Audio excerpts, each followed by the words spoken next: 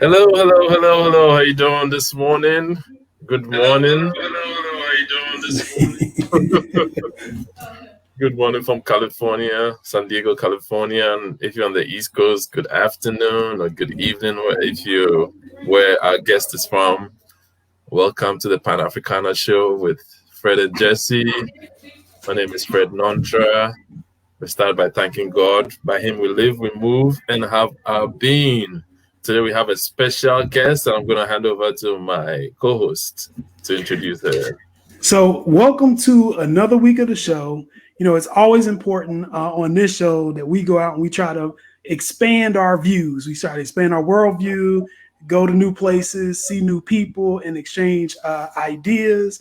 And while we all really should be doing this, I've had the absolute pleasure of meeting someone who has done all of this, right? And is full of knowledge and information about multiple places that we want to learn about today. So, without any further ado, I'd like to introduce the world to Miss Roxy Cruz. How are you doing?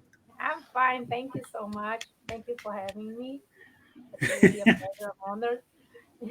Yes, Okay. yes. Roxy and I have been laughing and joking all week. Yes. So I know that this is going to be a very interesting conversation. But I want to start off first by kind of addressing something that in many of our different regional areas we've dealt with. And I just want to go in, get this out the way first, so we can talk about the fun stuff, right? So first off, we talk about this concept of like race as a social construct, at least here in the United States. And there are a lot of different ways that people define race or what is black or this or that. I was wondering, seeing that you are from Brazil originally, correct? How is race defined in Brazil? What does that mean? um, in Brazil, people try to do it very fluidly because in we all know that's not easy for a lot of people. Okay, the darker your skin is, the more you identify yourself as black, the more difficult your life gets, especially in a place like Brazil that we come from hundreds and hundreds of years of slavery. Mm. So I remember like not many years ago, like in the 80s, in the 90s, the census, the Brazilian census, used to ask people like freely.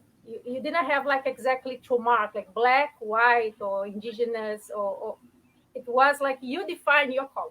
So people used to define themselves as like mocha, chocolate. It was a whole range of food, because nobody wanted to identify themselves as black. Mm. And I actually understand them because it's hard. You understand? Because the more you identify yourself and you put yourself there, we didn't have like, I don't know. I think 20 years ago we still didn't have even a quota for Afro descendants in universities. This is like something new to us in Brazil. So people didn't have any reason, to identify themselves as black. Mm. And Brazil is very mixed. Brazil is a very mixed country. There is a lot of mixtures between black, white, and natives. It's a very mixed country, and people they feel free to identify themselves as as they might be perceived. And but Mm. in the end you have like unrealistic, the numbers get very unrealistic. If you go like into the census, into the numbers of people, you see that what you see is not exactly the numbers that you get from the government. Understand? Okay. Like when they say 15% of the population is black, like what? If you walk on the street, you see it's way higher than that. You see Mm. it's way higher than that because people just don't tell it. When somebody comes to ask them questions, for example, my mom, when I was born, my mom registered me. You have to do like the birth certificate. Right. And back there was two questions that are no longer being asked, which is race. They used to ask race because it comes from the slavery, because Right. when there was slavery, it was relevant. There was race, and if you are a legitimate child, like if the Wow. child was Okay. Wow, born to marriage. That's Yes, bold. it that's made messed up. people, yeah, there was like, it made people very humiliated, like that you have to say illegitimate child. If it was born out of marriage, it was like an illegitimate kid. And the race. So, for example, my mom, I used to be like very what? That my mother wrote that I was white in Mm. my birth certificate, which looking at my picture show that I'm not. But my Mm. mother said that to the people. And then, I used to like, what? Why she did that? You understand? But in the end, you sort of understand where people come from, the kind of hardships that they pass, that they want to make the life of their Mm. children easier. And the people that, have even darker skin color, they want to have a easier life. That's understandable. Well, let me backtrack a little bit. What part of Brazil are you from? I'm from Rio de Rio. Oh, Janeiro. Rio de Janeiro. Oh, okay. Rio de Everybody Janeiro. knows Rio. Yeah, Everybody everybody knows. knows Rio, the Christ, and everybody knows Rio. Yes. And Christ the the Redeemer. Olympics. Yeah. Christ the Yeah, Redeemer. yeah, it's very, let's say, dense, in the very diverse. Let's say Right. the population in Rio and in São Paulo, we are very diverse people. And Rio has some social, let's say, differential, which is that the poverty lives very next to the rich. Mm. You have a favela Yep. right next to the most expensive neighborhoods. Mm. Favela is like a slum. Mm. It's actually, we understand, the history understands that we used to have, like, in the time back in the time of the slaves used to run away to the hills, to mountains and hills, Mm. and they built there something that they called quilombos. Quilombo was like a fortress for the people that managed to run away.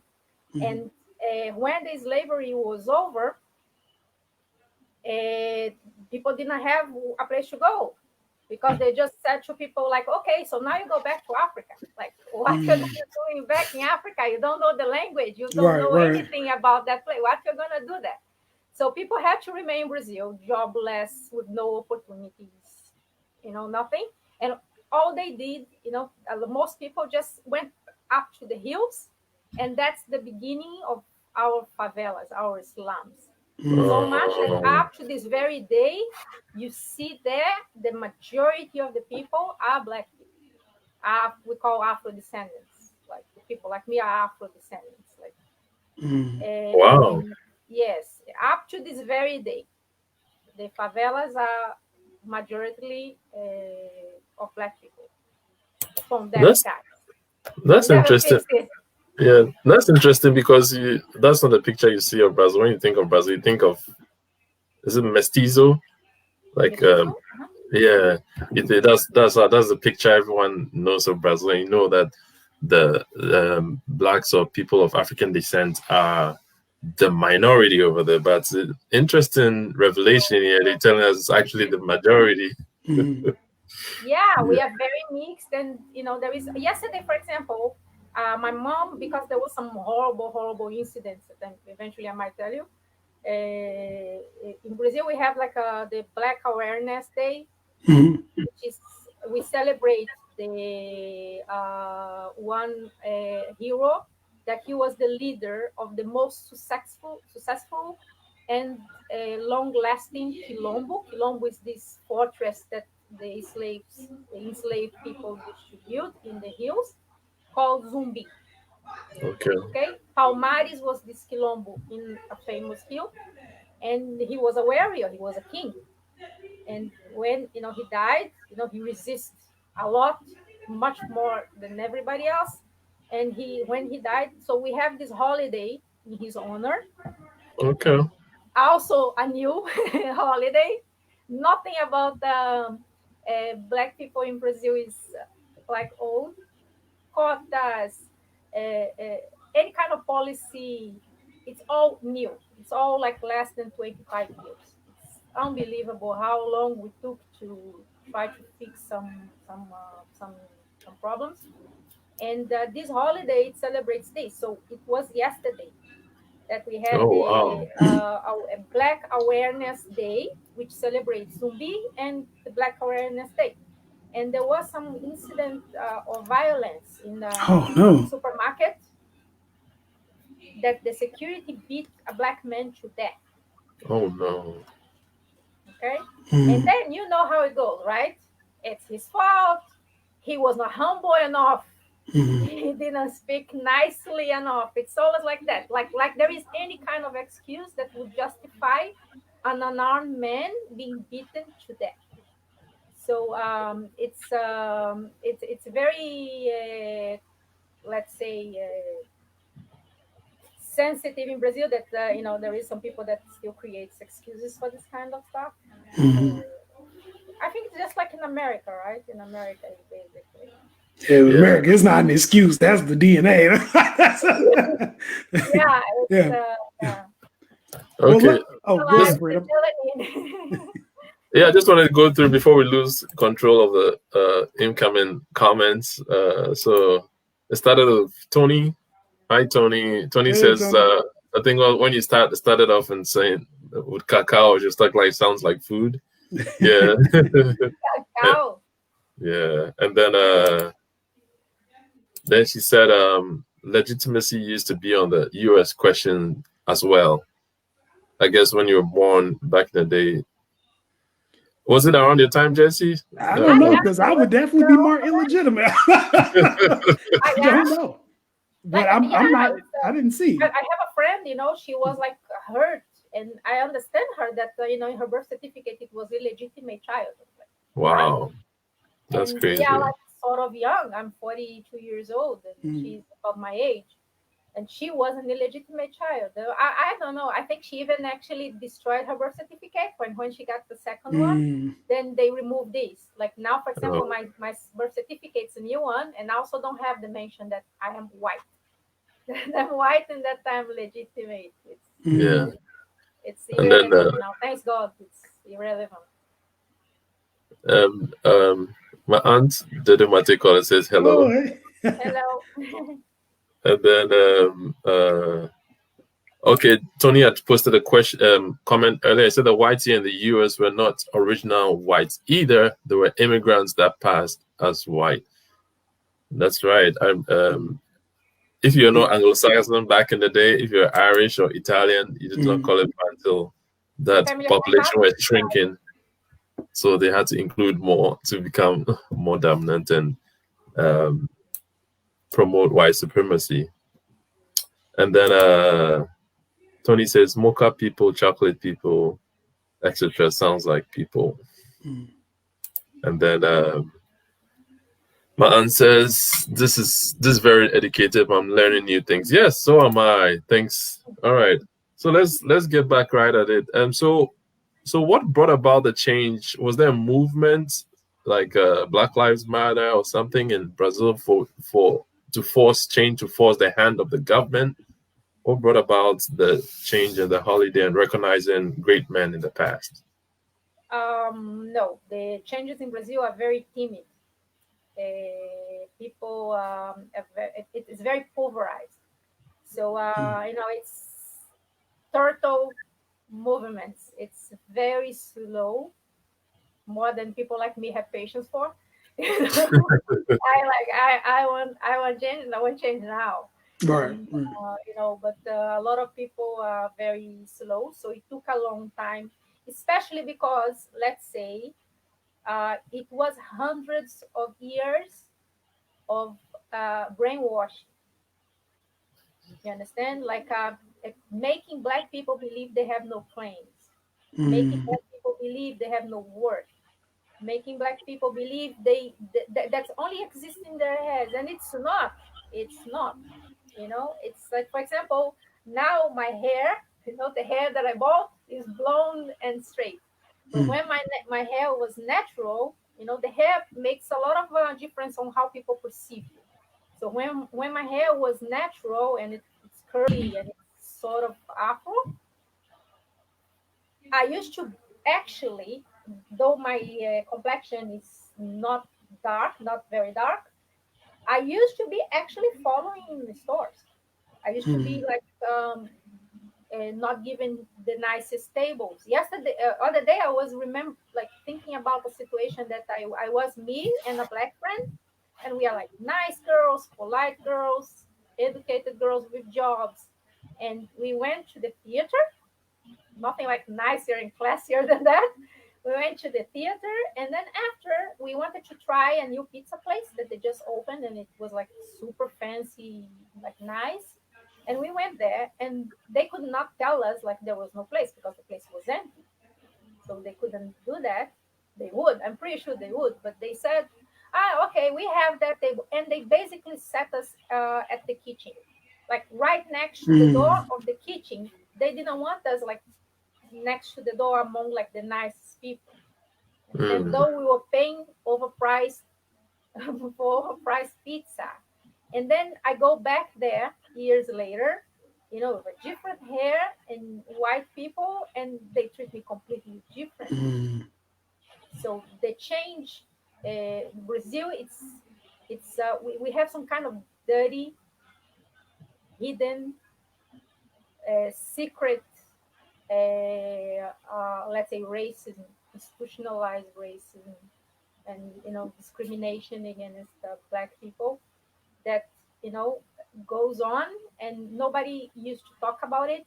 Like now people's more and more talking about it, and shouting loud, but no, they used to we got so brainwashed that we actually think it's our fault. I Mm. have an uncle, for example, that he dressed almost in a tuxedo to go to the supermarket. It's you know And he if almost had to dress a tuxedo because he feels so bad. Because he says, "Oh, it's never gonna happen to me because I'm well dressed." And I'm like, "You're not supposed to dress a tuxedo to go to the supermarket. You can go, you can wear anything you want to go to the supermarket." But he feels like it's his fault if he gets discriminated. I feel like there was a show that was talking that I was watching, I think on public television, about slavery in the different regions of the world, right? And it was saying how slavery in America ended 1863. Slavery in South America didn't end until like early 1900s, like 19, I want to say 1906 or something like that. And they had shows. So like in America, one of the things they did as one of the last vestiges of slavery is they created this concept of blackface for their theater programming to make people seem like black people are stupid or that we want to be enslaved. But in Brazil, there was this other concept of white facing. Is that like, I don't know how prevalent that is, but there was like a really famous actress who I guess was supposed to be representative of a Brazilian slave living in the house of the master, but she used to paint her face like white. Is that Ah, a yeah, Chica da Silva. It's a okay? it's a historical figure. She was a very good-looking woman, Mm-hmm. and her the like let's say the powerful politician of her region fell in love with her, and the classic thing that white men used to do is to just rape the slaves. Mm-hmm. Mm. People like me. But this one did differently, and he actually married her. And she, in order to impose respect, she used to paint her hair, her face white. But it's like it's her. I don't recall other people doing that.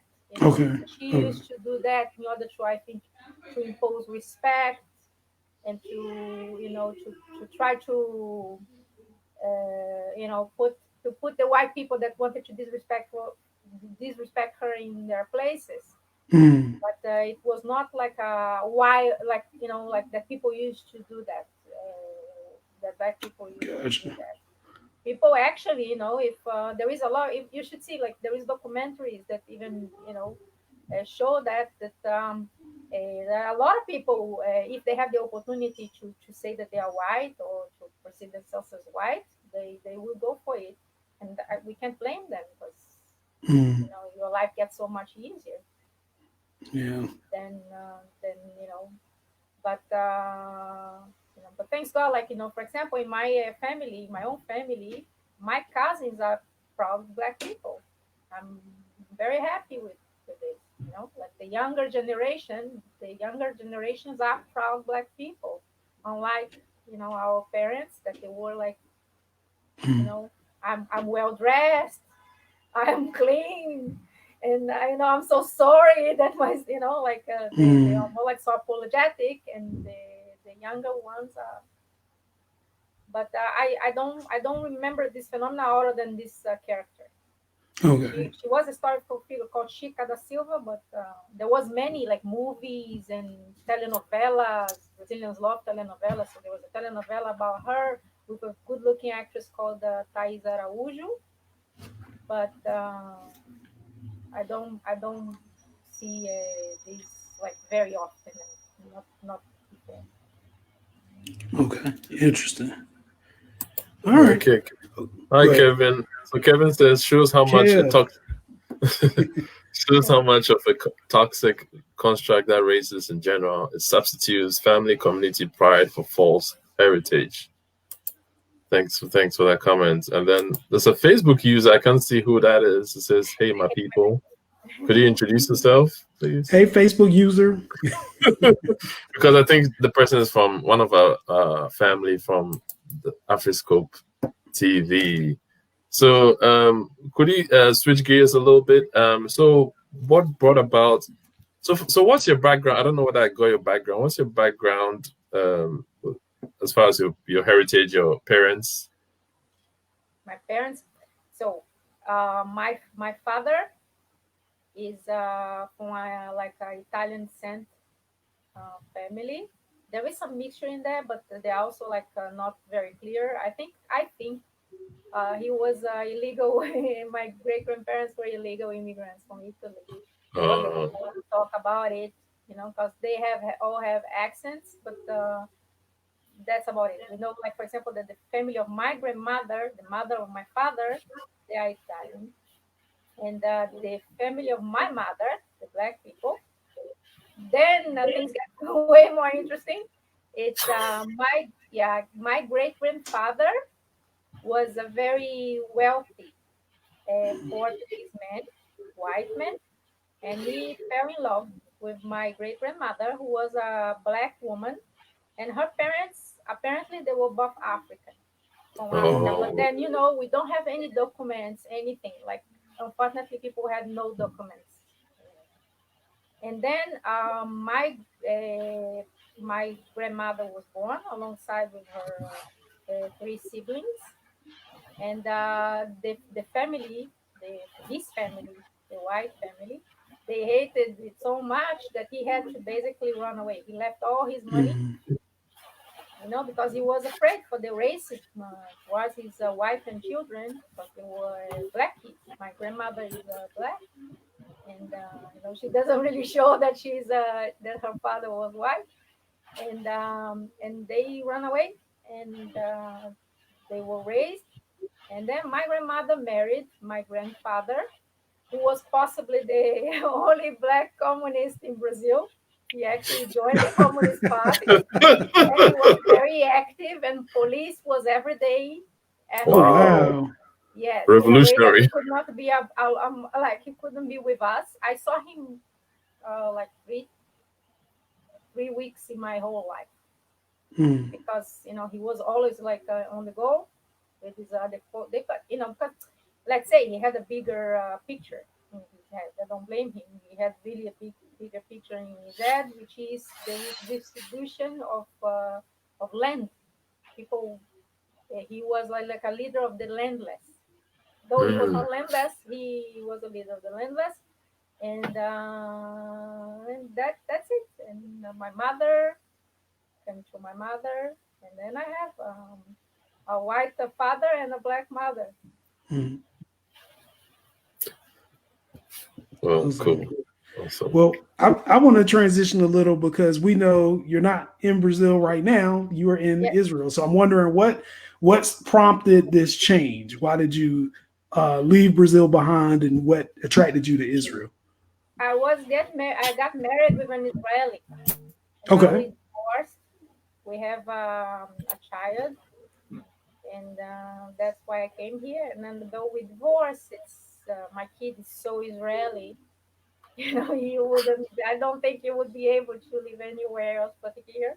Yeah. Okay. Just said it. He's so Israeli, so proud Israeli. That I stay, and I try to navigate the best way I can, like in here.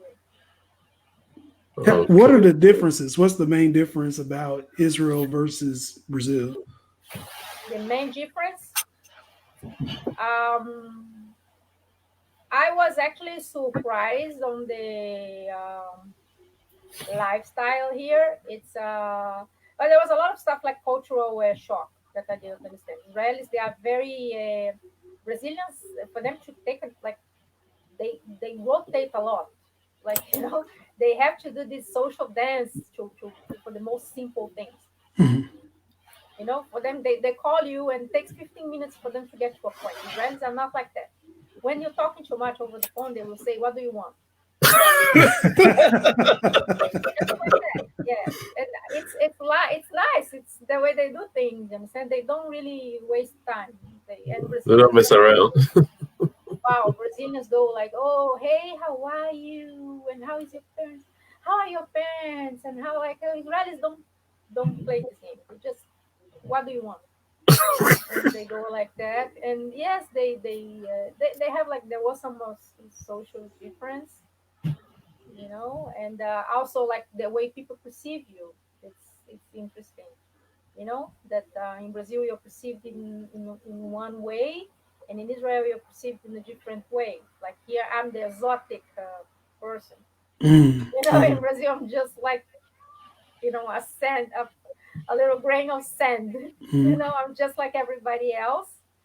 But and here, no, people here immediately figure out that I'm from abroad because my accent, because of the way I look. I don't really. It's very funny. They perceive me everything but Brazilian also. Like they know I'm South American, mm. but and then sometimes they go like, "Ah, you're South African." They don't say, "Yeah, you're South African." I'm like, "No."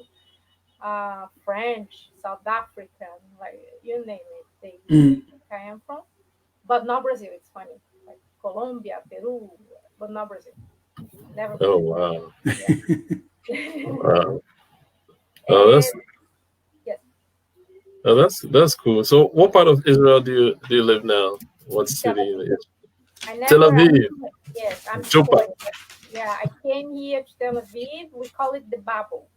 It's like we in Tel Aviv we live in a bubble of no problems. The phones don't get here, the poverty don't get here, all that we don't see. So we call it the bubble. I'm spoiled here. I never lived out of the bubble. I never lived in other municipality other than Tel Aviv, and I live in the bubble here, which is nice because in Brazil I was like all over the place, the ghetto, and then I moved to the rich neighborhood. Oh my God, it's like so many shocks. You know, in the ghetto, it's like I remember. Okay, one thing was funny when I first came to Israel. I was like, I was like, ooh, very like poor when I was a kid, and was ghetto. The place that I lived was literally ghetto. It's like what they call it like a project, like Mhm. buildings for poor Right. people that can't Yeah. afford to live anywhere else. Yeah. So, my reality as a 6-year-old was like, oh, there is a dead man in the third floor. So, if you Mm. go past there, make sure you don't, like this kind of stuff that the 6-year-old shouldn't be dealing with. But we had to deal with it. But Mm. what else? And then the first time I came to Israel, also about that, I remember like the people that my mother-in-law they made like a chicken, okay, and then they did like this little chicken, like this small chicken, Right. Cornish and Cornish chicken. yeah, and it was one chicken for each one of us. Wow. And then I was like, what is this? Like this French court, thing, because I never experienced that. Like what? Like a chicken in my house had to like be for lunch, dinner, possibly for the day after for 5 people. Yeah. Wow. Like you couldn't like do that. And also like bread, that people take a small piece of bread and they put like a slice of cheese and a slice of ham and all that. And I'm like, what the hell is that doing? For us, like a slice of bread had to like last for at least half a sandwich. For at least Mm. a sandwich, it had to be one slice of cheese. You can like just. This also was like a cultural shock to me. Because even in Rio, like I went from the poor neighborhood to the rich neighborhood, but still, like you cannot get the ghetto out of you. That Right, right. That's what I like to hear. you know, My own heart. yeah. What happened to like no, I was like no, that's too much cheese for this bread. You have to like Mm, get full with less cheese because cheese costs a lot of money. mm. So there was also this shock. Well, I'm gonna say this. I think you all have elevated Tel Aviv to my travel list because every time I Google Tel Aviv, all I see is people on the beach having a great time, like they don't have a care in the world. I see like opulence. I see people having fun. I don't see a lot of problems, and I'm like, man, even if I can get there for just a week, right? just a week to not deal with these problems, this would be great. Um, Yeah, here is like Tel Aviv is a fun city to be. Yeah, but Haya doesn't have that so many kind things to say about Tel Aviv. Yeah, Haya, your friend Haya. I am. Yeah. I She, has a lot of fun. I love yeah, her. yeah, she said Tel Aviv is the new Sodom and Gomorrah. No, it is. It is. It's true. This is true. Like you see a lot of things here. People here is very free. It's very funny. Like the first time I came to Israel, I made fun of my family because my family they are like they're evangelical. Mm, So they're all evangelicals. So I'm the black sheep, and they the first time I came here, they were all worried, because what they see is like CNN and mhm. BBC and all these international channels, and like for them, we live in tanks. We go around in tanks. I drive my child to school in a tank, in a military tank. Yep. You know, with a AR-15. Right. Take my child to school. And then, there's no such a thing. And like when I landed here, even I was expecting it, though I was told in advance that's not the way it goes. But like I was thinking that would be different, that people would be like more dressed. And then I arrived here in the summer in 1993. Yes, no, I'm sorry, 2003. Sorry, in 2003, I came Mm, here first time, and then I went to the like like we just walk around, and then I see like a lot of girls in bikini and drinking beer and in a bikini and having fun, and everybody was so free. I was like, oh wow, this is even more than Rio. Because in it, Rio, for example, you don't walk from the beach to like take a bath or something in a bikini. There's no such a thing. Oh And wow. yes, there was like, for example, in Brazil, it's required. There was two elevators. They used to do this to like for discrimination, for racism, mm, but now they it's against the law, so they no longer can do that. So they use it for the people in bikini. Because the Oh. mm, idea is like every building we have two elevators, one social and one service. So before, when they were allowed to discriminate against people and be racist, so they used to tell unfortunately all the people of color to go into the elevator, like segregation. They assume that you are working.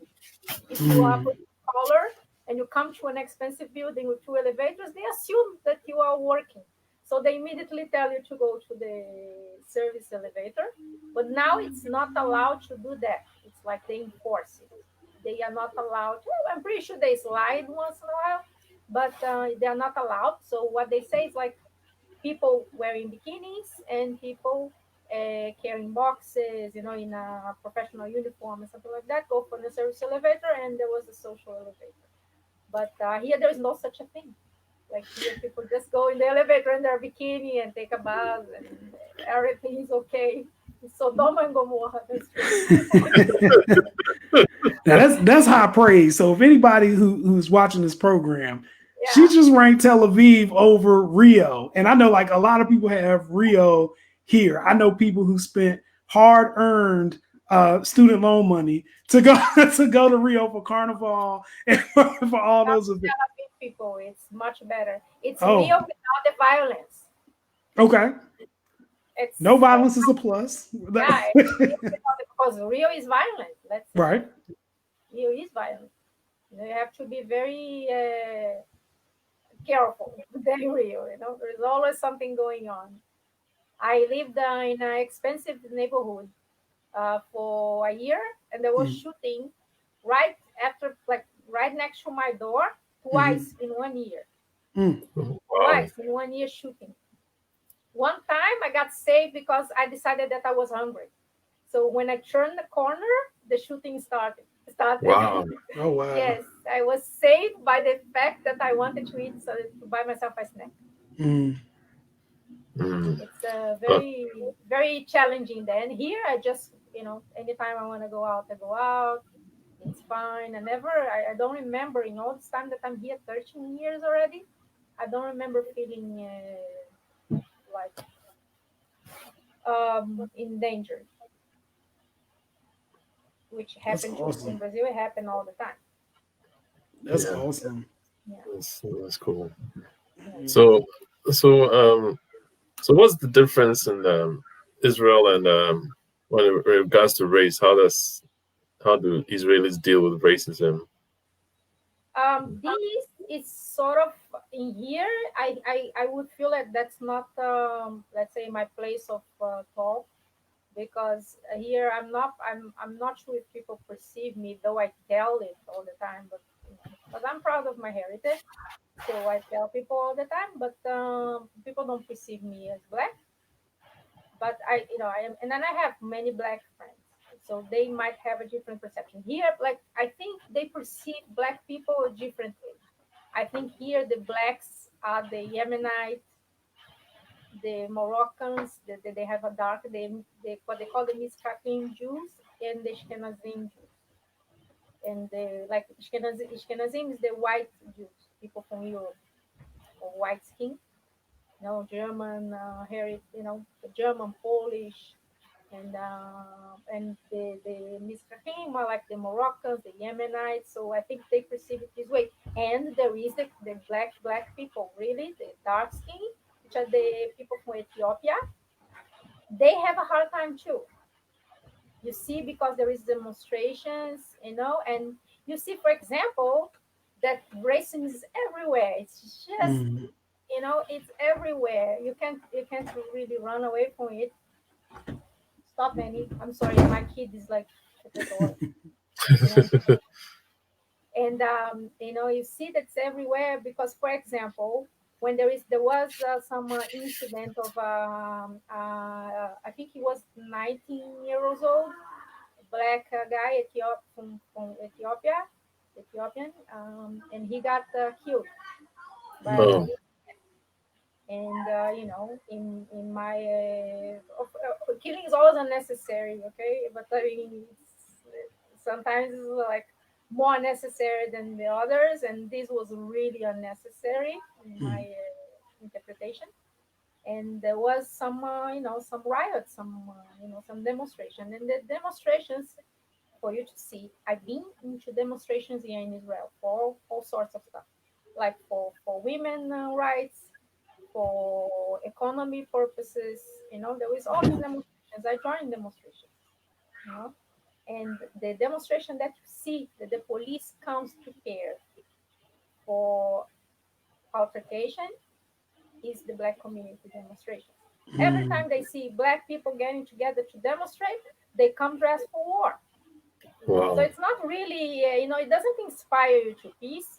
When you come to a place and the policeman is there clearly prepared to beat you, I don't see how people can be peaceful. I understand that people get violent.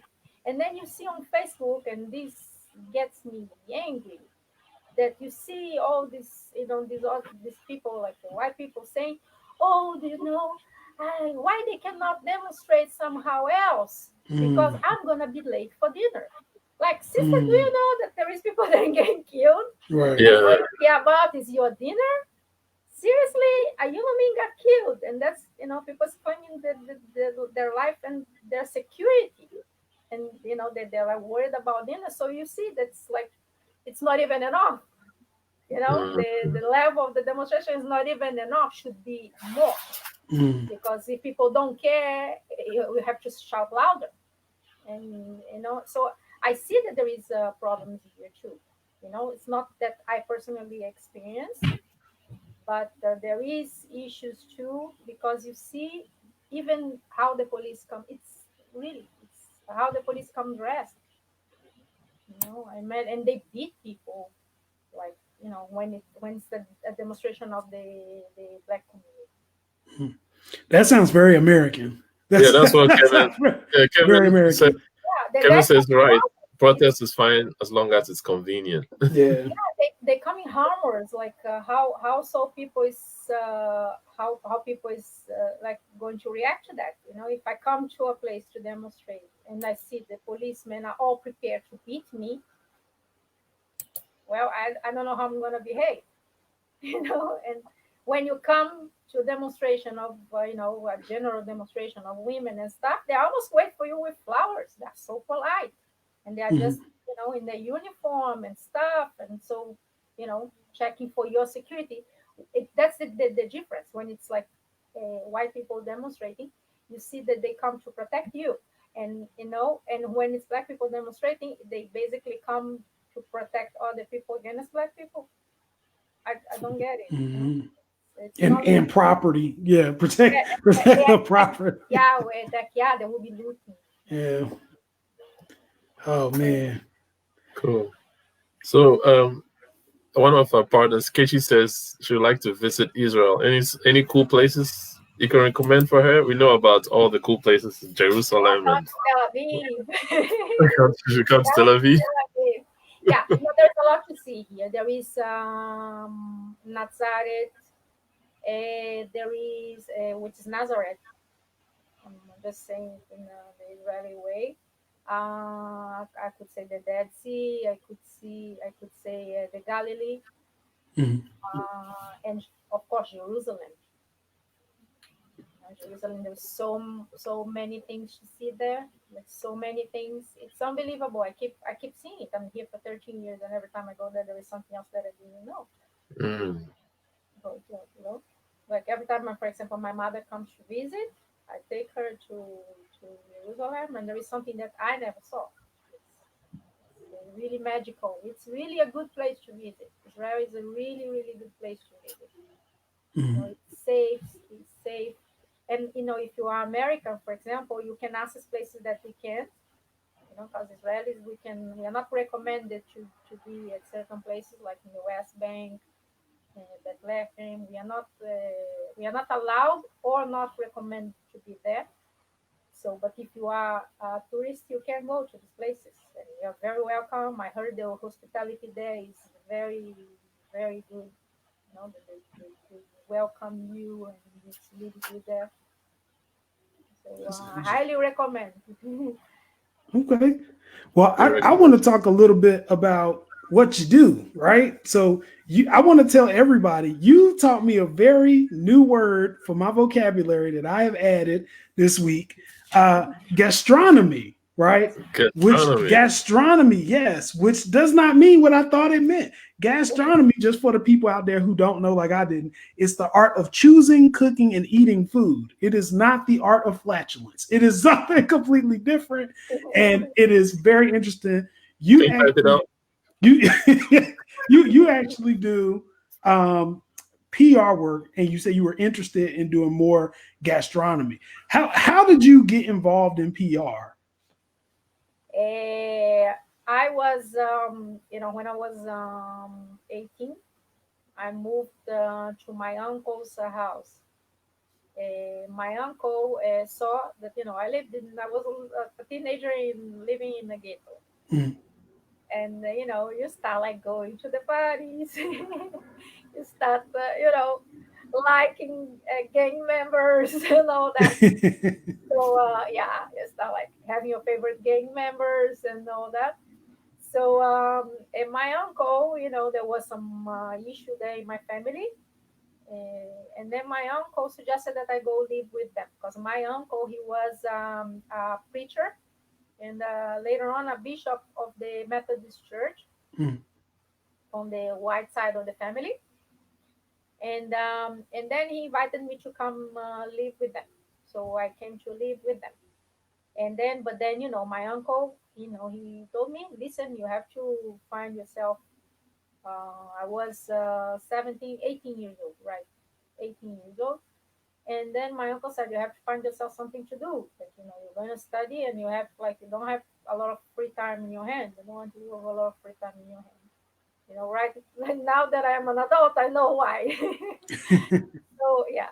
So I got myself an internship in a publishing house. Mhm.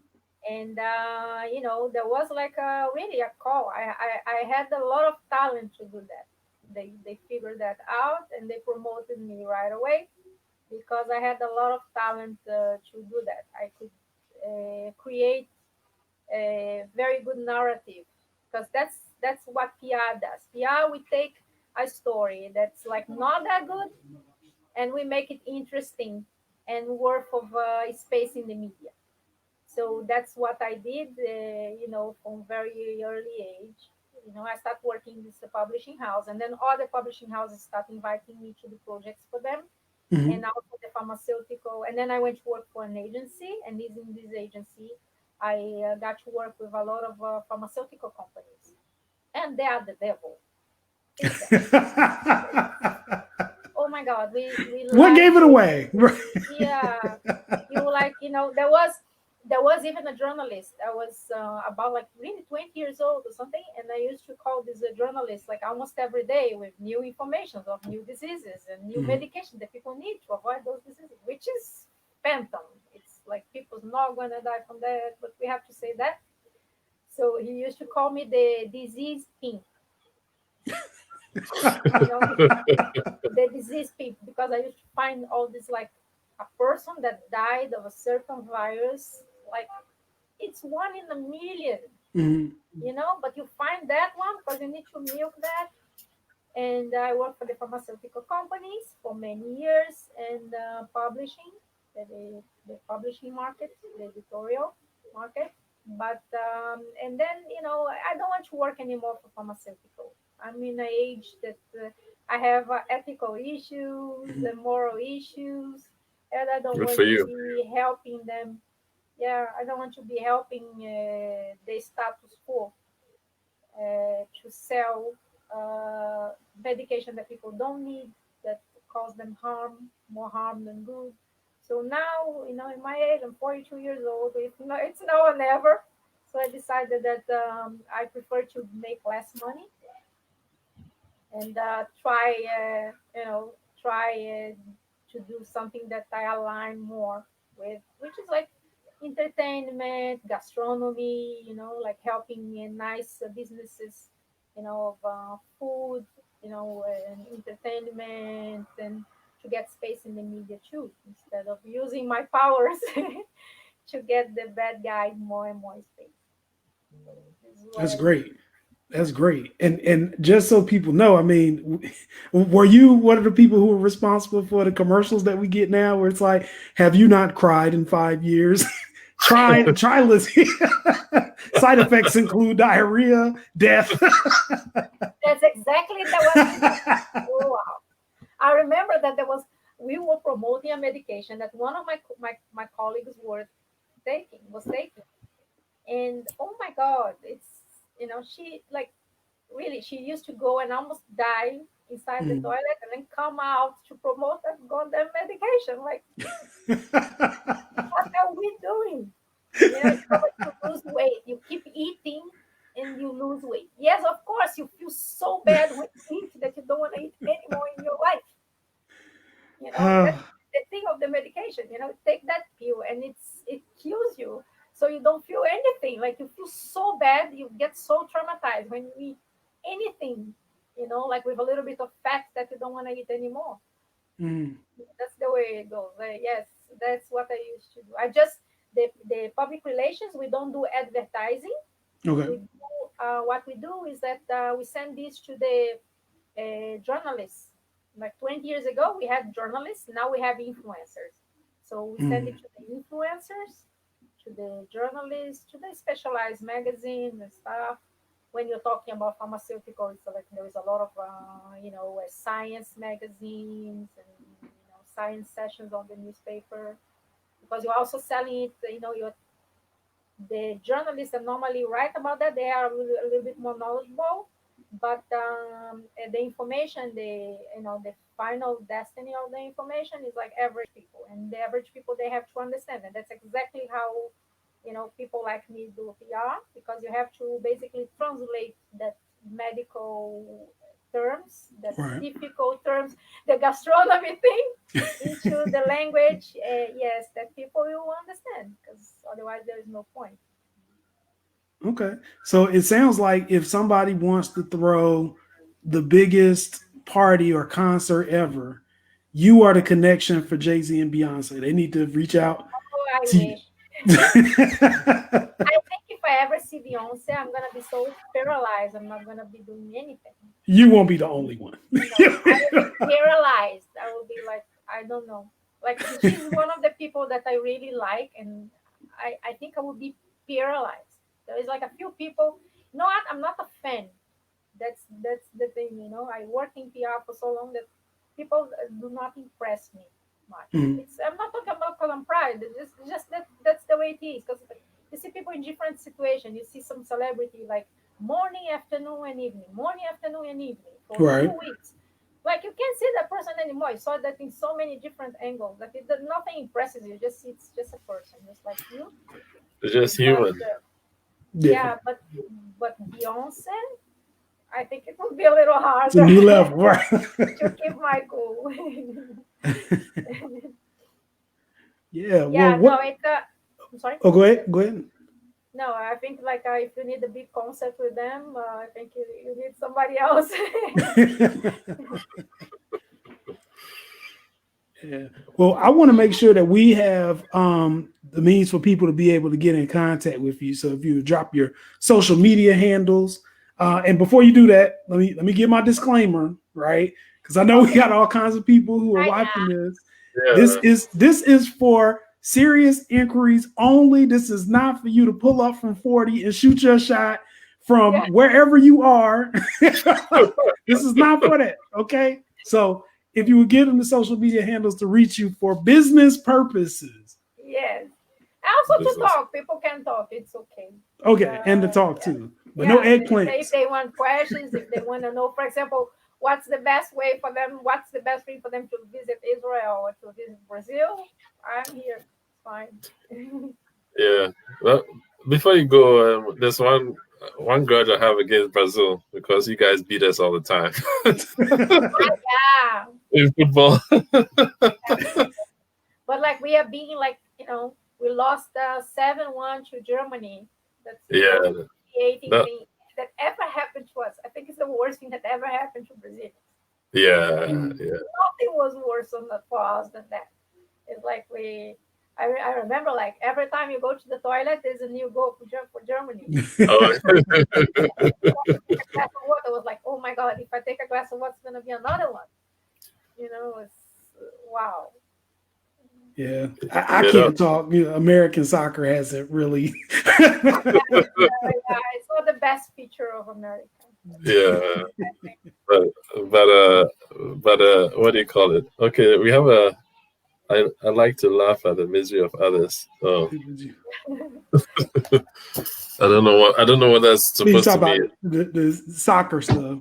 Oh, Danny soccer. Salone. Oh, you Yeah. probably talking about Germany and Danny Like, Solano.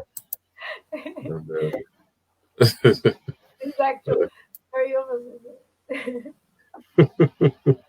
well, anyway, go ahead and drop your handles in the private chat so Jesse can. I don't have the ability today, so. But Yeah. your Twitter or Instagram. I think I might have. Are you able to well, you know what? I think I might have it. I think it's on the questionnaire, so I can put it up. Oh, okay. R Cruz D, right? Yes. Okay. In the Instagram, yes. Yes. And R Cruz D on Instagram. yeah. And you said for business Facebook or is for only talking Roxy about Cruz. what was that? In Facebook, it's only Roxy Cruz. Roxy Cruz. Okay. And anything for Twitter? No, No. I never like I never liked Twitter. I don't know why. I can't understand how it goes there. Oh yeah, I'm they old. make you. I'm too old for that. I'm too old for that, and I'm too old. Yeah, no, not for me. They make you cram so much in so few Yeah, characters. and Yeah. then you see like who likes Twitter? It's like Donald Trump. So not for me. Understood. Understood. Well, this has been great. I always love having an opportunity to talk to new people in places where I've never been. I'll say like I had been doing a little bit of preliminary research on Brazil, but the thing that really got me interested in Brazil, it's gonna sound crazy. I watched this TV show called The Circle. It's a game show, Circle Brazil, and I couldn't understand anything anybody said because it's all in Portuguese.